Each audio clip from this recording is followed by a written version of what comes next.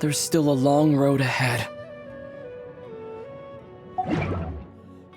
Boats are made for transferring commodities back and forth.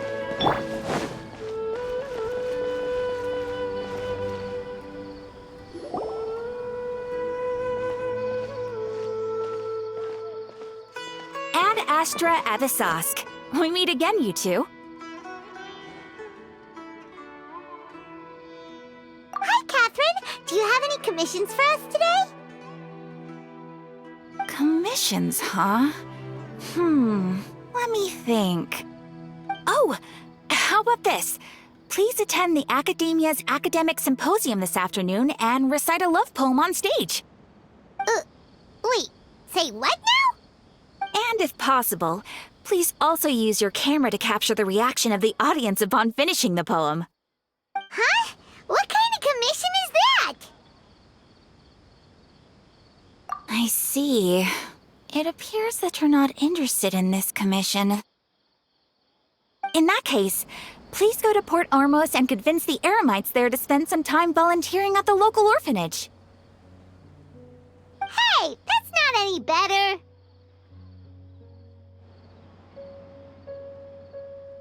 I'm sure the mercenaries will have some interesting reactions as well. Paimon's gotta ask, just who exactly has been submitting these commissions to the Adventurers Guild? Oh, the commissioner? Well, actually, I just wanted to see the two of you in action.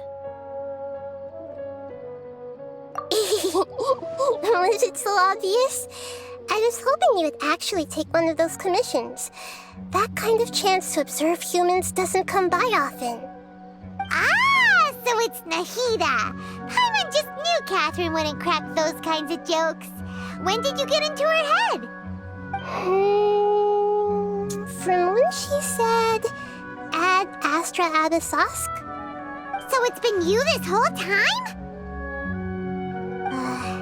Are you done resting up, Nahida? Yes.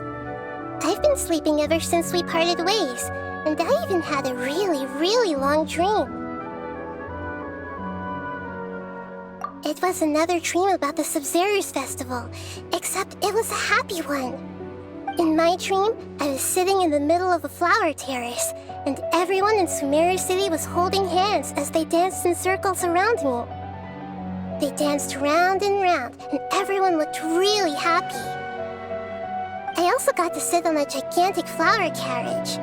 Ferris, the Knight of Flowers, raised me really, really high above the ground, and I was throwing an endless amount of Yalda candies at the children. You know, Nahida, maybe your dream is how the Sumeru's festival really should be. It's meant to be a joyous time where everyone gets together to celebrate your birthday. Huh? Wasn't I describing a really happy dream? Why are you both looking at me like that? Wait, could this be an example of the emotion known as pity? No, we aren't pitying you. That would only make everything worse. We just don't want you to feel too sad. By the way, have you had a chance to visit Dunyarzad? How's she doing? The Homiyanis haven't allowed any visitors after the festival, so we haven't been able to check on her. Yes, I paid her a visit right after I woke up. She was resting at the time. Her condition is stabilized. However, since Elazar is a manifestation of the withering on the human body, we can only cure it by finding a way to take care of Irminsul's own withering. But for the moment, our top focus should still be figuring out what the sages are up to and what they're planning. Right. Who knows what'll happen if they manage to pull off another scheme like the Samsara of the Sumeru's festival? So our first priority should be investigating and putting a stop to the sages' activities. As for how we should pull that off, let's discuss it somewhere else. There are too many adventurers around here. Oh, good point. Sorry, adventurers. We're gonna be borrowing Catherine for a little while.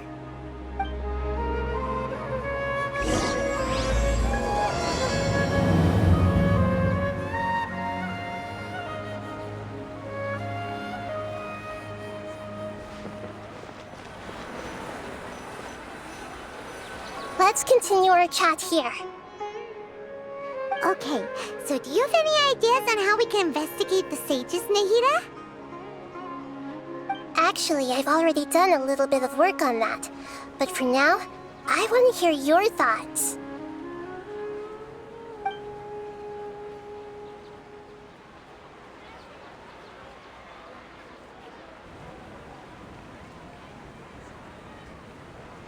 I've already tried that, but all the key members of the Academia, even the core of 30 guards, intentionally avoid wearing their Akasha terminals.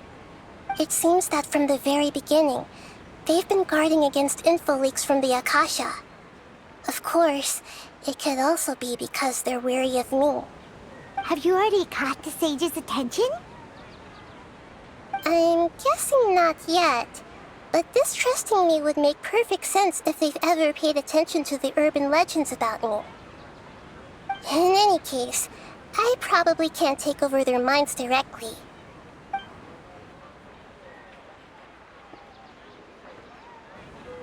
No way, that's too risky. You mean it'd be too easy to get caught? No, it's not that. We shouldn't involve innocent students in this. A single mistake could completely ruin their lives. Doing that would be ignoring the safety of my people for my own selfish goals. How is that any different from what the sages are doing? That's a good point. Spoken like the god of Sumeru. We're in the dark as of now. Since we still don't know anything about their goals, any rash move could tip them off and lead to terrible consequences. After all, every person in Sumeru City is one of their hostages.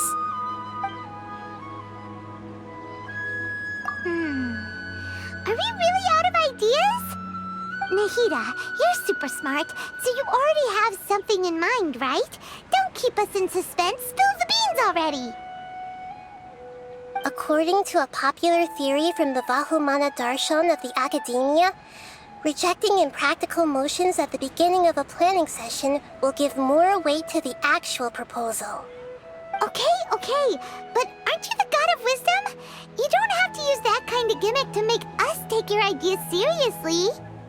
Well, I've been thinking that if I can't directly possess the leaders, and if I can't get ordinary people involved, then I should find someone who's already involved, but hasn't decided to side with the sages.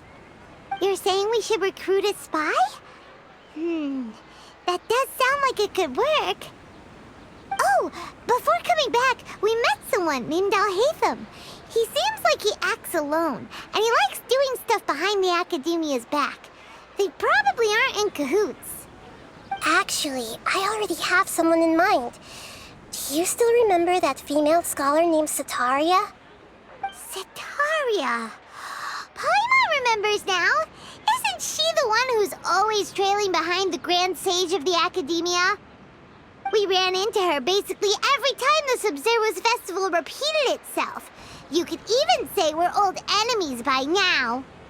Paimon still remembers the smug and mean way she always spoke to Nilu. I've always liked observing all kinds of people, and Setaria has always stood out from the crowd. She was born in the desert and was hailed as their greatest genius. Her academic gifts allowed her special admission into the Academia, and also gave her the opportunity to serve as the sage's assistant. Oh, Paimon didn't know she was from the desert. She must be pretty special then. Paimon feels like most of the desert dwellers around the city are working as mercenaries. The name Setaria means star. When she lived in the desert, she shone like the brightest star in the night sky. Later on, she was chosen by the sun. The star was given a place in the daytime sky to complement the sun's dazzling light. Soon after, the star witnessed the sun scorching the earth, which brought forth many disasters. The star began to waver. Instead of staying beside such a sun, wouldn't it be better to return and light up part of the night sky? But in the end, she couldn't give up the radiance of daytime. To cope with her shame, the star buried her guilt and closed her eyes.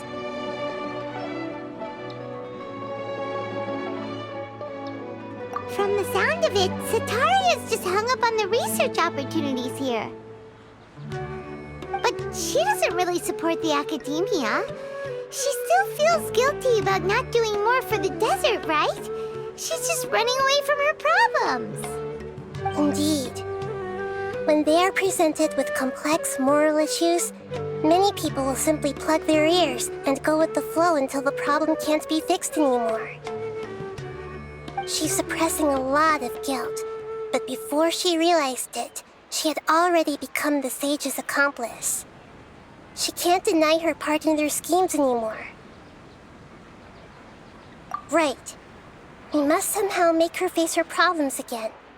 That way, not only can we get useful intel from her, but she can also use it as an opportunity to redeem herself. From my past observations, Sataria will take a day off from the academia every 10 days to do some shopping in the city. Tomorrow afternoon just happens to be a shopping day for her. That'll be our chance. To prepare, let's go check out some of her favorite spots and have a quick chat with a few of the vendors there.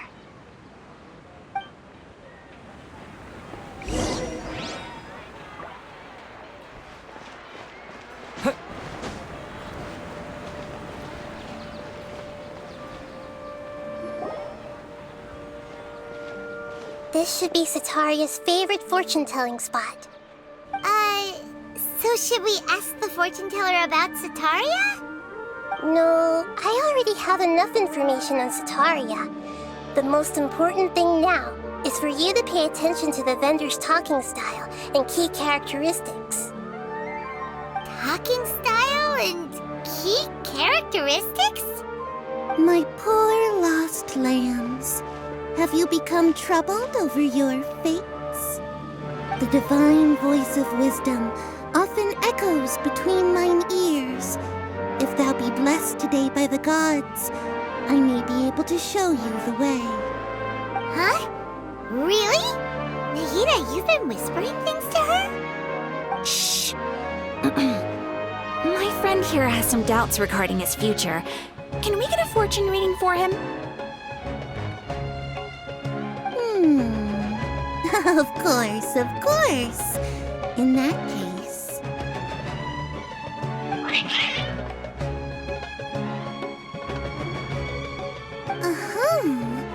It would seem that Harut and Marut are quite wary of you. Perhaps, at some time in the past, you have somehow offended the gods. Only mocking the god of Animo, questioning the lord of Geo's financial savviness, and brawling with the god of Electro. Do those count? Oh, nothing.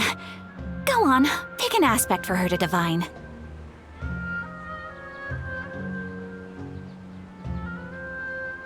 Love prospects? No problem at all.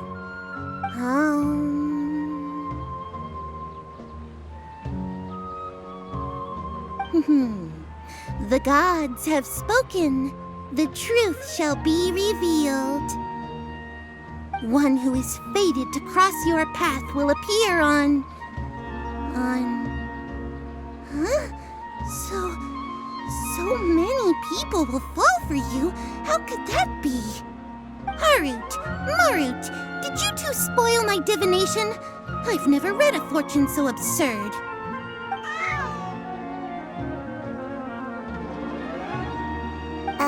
Actually, Paimon thinks this is probably the most accurate fortune-telling you've ever done. I admit that the orientation of today's celestial matrix is suboptimal. As such, there will be no charge. Is that so? Well, that can't be helped. If you were to bring some food offerings for Harut and Marut on your next visit, perhaps they could help you reverse the wheels of fate.